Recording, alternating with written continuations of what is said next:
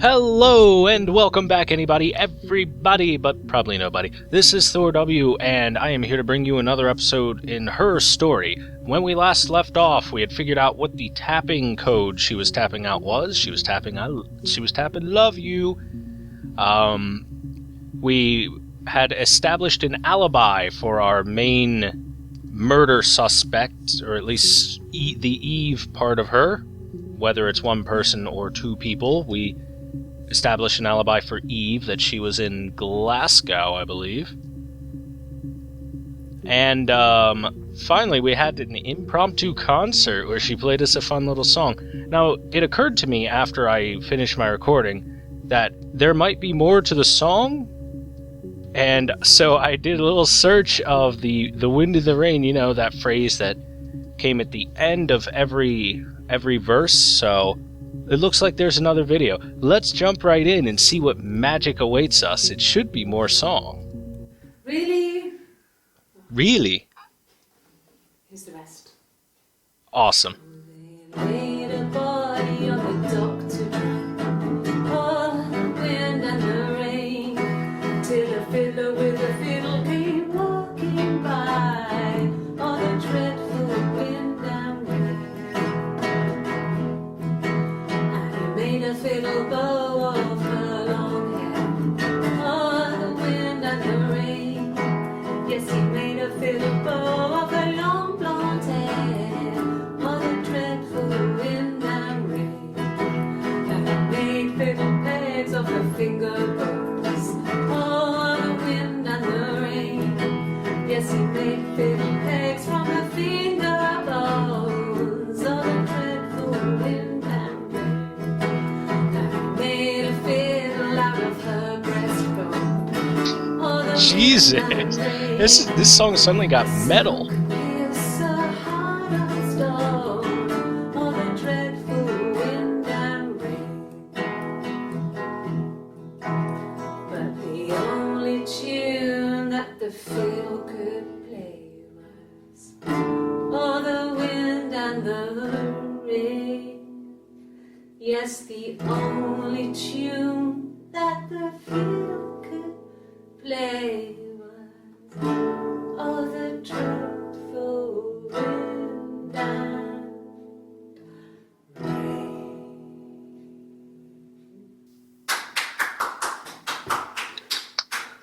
Anything you sing may be used as evidence against you.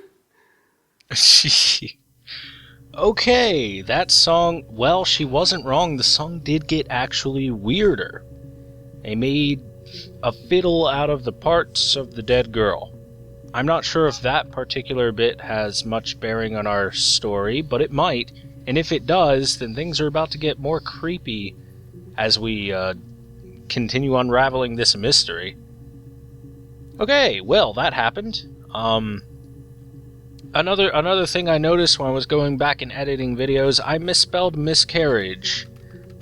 And if I spell miscarriage right this time, we have 4 new videos. Man, if I wasn't an idiot, we could have seen these earlier. Let's see what they're about. No, I lost the baby. I had a miscarriage at 8 months. We carried on living at Simon's parents until, well, it was only a few months after. All right. Then my parents died. Oh. It was the worst year of my life. A miscarriage and then my parents. Well, yeah, I can see where you're coming from. Worst year of your life. Your baby doesn't get born. Your parents die. That ain't cool. Yeah. They'd gone to bed feeling ill, thinking it was flu or something. The neighbour called me. I had to use my key to let them in. We found them dead in their bed. And they'd been there for days. No one had noticed. Just awful. It was so soon after my miscarriage. The worst year of my life. I'd been so happy to get married, and after that it was just like, fuck. Yeah. Yeah, that's a good way to describe it. It was just like, fuck. Okay, so both of her parents died over the course of the exact same night, or at least I would imagine so. I don't imagine that one would die, the other would wake up and be like, oh, Frank's just tired, I'm gonna go make some tea, and then I'll crawl back into bed. Yeah! I'm pretty sure if one of them died and the other woke up, they'd find out. And we had a little flicker, so we're gonna add this to session. We're gonna tag this Batman, because dead parents, and fuck, because fuck. There we go. Perfect. Perfect. Yeah. I mean, I was infertile. Thought I was. They told me I was infertile after the miscarriage because of complications.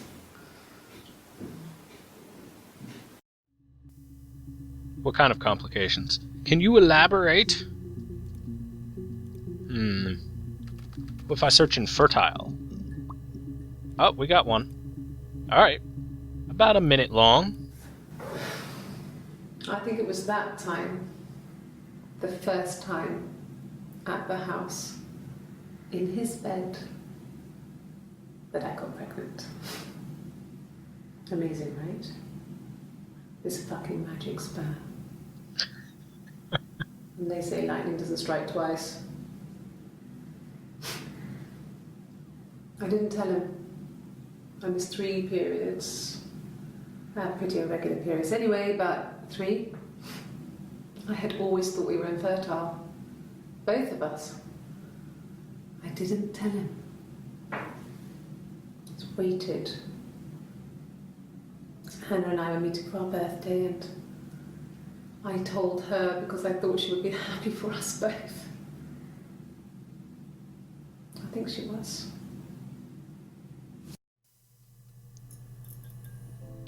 That's interesting. And the music shifted. Okay. So, Eve got pregnant. She thought that she was infertile just like Hannah was declared infertile. And she mentioned his sperm, but she didn't really clarify who he was. Was he Simon? Considering she was kind of alluding to maybe the relationship was with Simon, but it's too hard to tell. But that's a possibility. It could have also been some random guy, because as we know, she was out there just banging random guys for a while.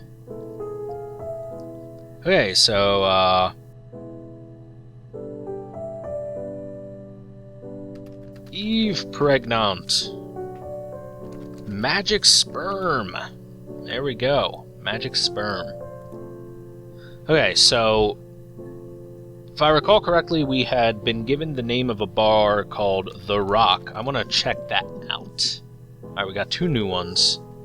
After this, I might just search bar or pub or whatever. We'll see what we get, because the bar seemed to have been a place that Simon liked to hang out. Oh God, I don't know. I mean, I guess The Rock. You've spoken to everyone there. Someone must have seen where he went. I don't know. So many things could have gone wrong. Alright, that didn't give me too much. It just gave us the name of the bar.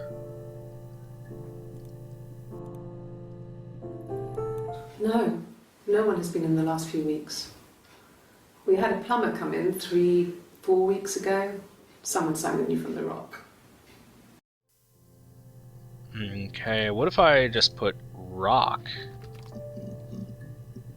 Nope. Okay, let's try bar. Hey, 5 new ones, alright. Are you sure? What would he be doing in Oxford if there was no conference? Wait. I remember calling him. He said it was boring and he spent most of the time at the bar. Alright, talking about Oxford. Tattoo! I have not noticed a tattoo on her before. Hold on a second. Is Hannah's arm ever exposed far enough to see the tattoo?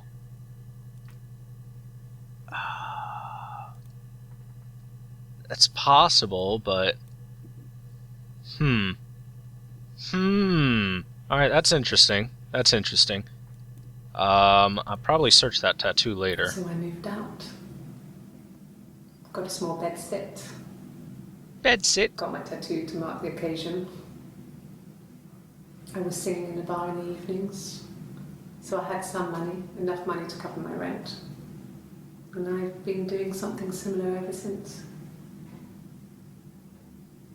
I haven't put down any roots. I don't exist. Okay. I don't exist. That's a very, very telling line. Alright, so just when I think I had this nailed down that this was the same woman, all of a sudden there's a tattoo that shows up on Eve out of nowhere that I can't see on Hannah, and it doesn't look like she ever has her sleeves rolled up high enough to check. Then Eve comes back and says I don't exist, almost as if saying, no, I'm just a figment of Hannah's imagination in the first place, so it doesn't matter, the tattoo is a fake or something like that. Very hard, very difficult to discern. Alright, give me more. He saw me singing one of my shows.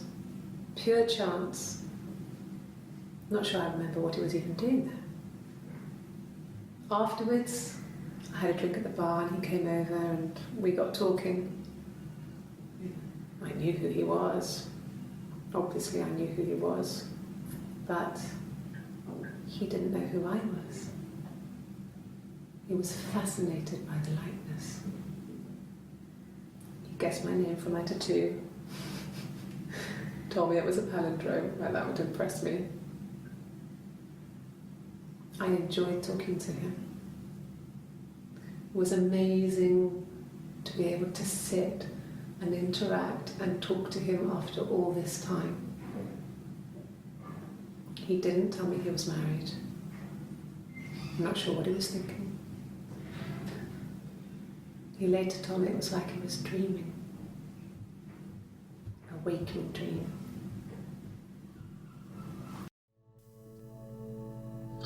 Alright.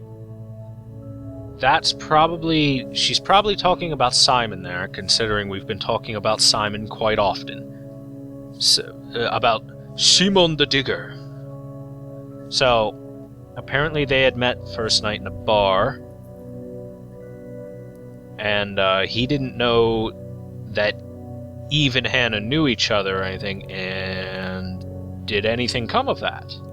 Nothing else happened that night. Damn. We talked, then I said goodbye. Then next week I was singing the bar again, and there he was. And again the next week, he offered to buy me a meal. I told him I had already eaten, and so we got chips and ate them on the beach instead. When we said goodbye, he asked me to kiss him. Romantic. Well, that's romantic if you cut out the part where he was married. It makes it a little less romantic and a little more scumbaggy, you know? I'm just talking about a married guy hitting on another woman, or the same woman who looks different. Ooh, things are tough here. Things are difficult. Alright. No? I told her it was one of my boyfriends, someone I had met in the bar. I think she was happy. But I could tell she was thinking, why couldn't it happen to her and Simon? They were the ones with the real life. Why not them? Alright, I think that would be her talking about her pregnancy. It's 11:58:05, 11:55:16, which is a 3-minute difference, and I think I had the... Yeah, 11:57:24. Alright, so considering she's in the same outfit and the time stamp there, so that's her talking about her own pregnancy, okay. I had some other search terms to look at. Let's see, we've seen Eric. Fuck it. Tap code? Oh my god, there's another one. I didn't think that would work. Alright. When we weren't together, we'd send secret messages by tapping out a code that we'd learned from a book. The knock code. Something prisoners of war would use. We'd tap them out on radiator pipes or the attic floor.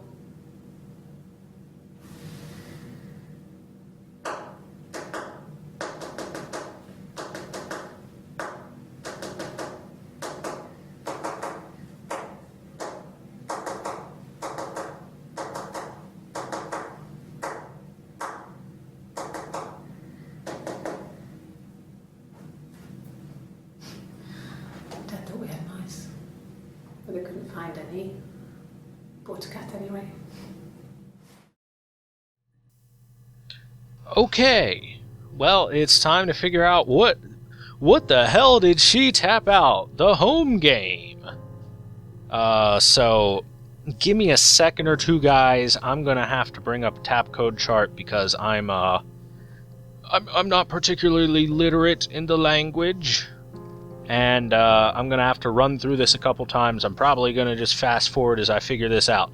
Or skip over. See you guys when I figure out what the hell she just tapped out. Alright guys, welcome back. After listening to this a couple of times, it seems like it says by Hannah. I think there's a slight difference in two of the letters, but everything else checks out. It should be BYEHANNAH. I think the E in by is tapped out as a D, and the N at the end of Hannah is tapped out as another N, but that might just be a slight mistake, or I might be completely wrong about what I'm guessing. So I think it's by Hannah, but I could be wrong. Sorry if I am, guys. I did not actually expect that to work. Go me. I found another video for it. Alright, what other search terms do I got? There's a blonde hair, miscarriage and Eric, hospital car crash in Glasgow, diary, Eric and Diane, Dwayne The Rock Johnson. Alright, let's try blonde hair. Or let's try just hair. Alright, we got one new one. What kind of hairs? Okay, let's try hairs. Plural. Nothing? Okay. Blonde hair. Blonde hairs. Nothing. Alright, nothing new there. Let's try diary then. Okay, a couple new ones. No, he doesn't keep a diary. That's my thing. I've kept one, well, as long as I can remember, since I was a girl. Helps make sense of my day. And when you're forced to put something into words, it just gives you perspective. Everyone's on the same page. Ha! Literally, everyone's on the same page. I like that. Yeah, I like that. Okay, so what do we got here? When I was 8, Mother died. She slipped down the stairs. Oh. It was an accident. I had read a diary at that point and I knew she wasn't my real mother. So I burned the diary that day and I left. Walked out and across the street. Okay, so she was talking about Florence, the midwife there, that she had. It just became our way of life. We would swap places and take it in turns to do things. And we were very careful. Whoever had been out that day would come back and write a detailed diary so that we were on the same page. We had a list of rules that said what we could and couldn't do in any given situation. It was exhaustive. We lived a second life through those rules. Rules for things that could only ever happen inside our imaginations. We would consider all the permutations of future events and agree rules to walk our way through them. Interesting. Very interesting. In several different ways. Okay, will you elaborate on those rules? Alright, here we go. Here we go. Okay. She's being chased. They're trying to catch her because she did something bad. I guess she broke the rules. Broke the rules. Or maybe they think she did something bad. Maybe it wasn't her fault. She looks scared, not guilty. Maybe it was mistaken identity. Did they catch her there? I don't know. That's a little on the nose there, because that is this game in a nutshell right there. Maybe it was mistaken identity. Did they actually catch her? I don't know. Okay, so this is 8 minutes after the fact. Hannah was so smitten with Simon. She started getting jealous, didn't want to share. Even the first date. We went to see Tom Cruise at the Old Odeon. We both went, kept changing places in the toilet. We only had one best dress, so we had to keep swapping clothes. Must have thought we had terrible bladder problems. The next date, it was my turn. At the end, I let him kiss me, but that was it. We didn't want another Carl on our hands, and the Ouija board had said to hold back. Carl? After that, it was Hannah's turn, and she slept with him. Broke the rules. Deliberately broke the rules. She wanted to be the first to sleep with him. I mean, that's when she got pregnant. From that one time. Okay. Yeah, you better give me police sirens. That seems important. Alright, Carl. I'm searching Ouija board because that's come up a few times. And, so that's the one, that's how she got pregnant, was that. Add to session, please. Alright, continue. It lasted about 6 months. I tried to carry on, but everything was different. Hannah insisted I not pretend to be her around Simon, let alone sleep with him. We didn't share him like the others. The rules had changed. Me living in the attic had become weird in a way it hadn't been before. That's also very interesting. So, all of a sudden, Hannah falls in love with a person for reals, and doesn't want to share the guy with Eve anymore. Alright, I gotta search Carl. Coral.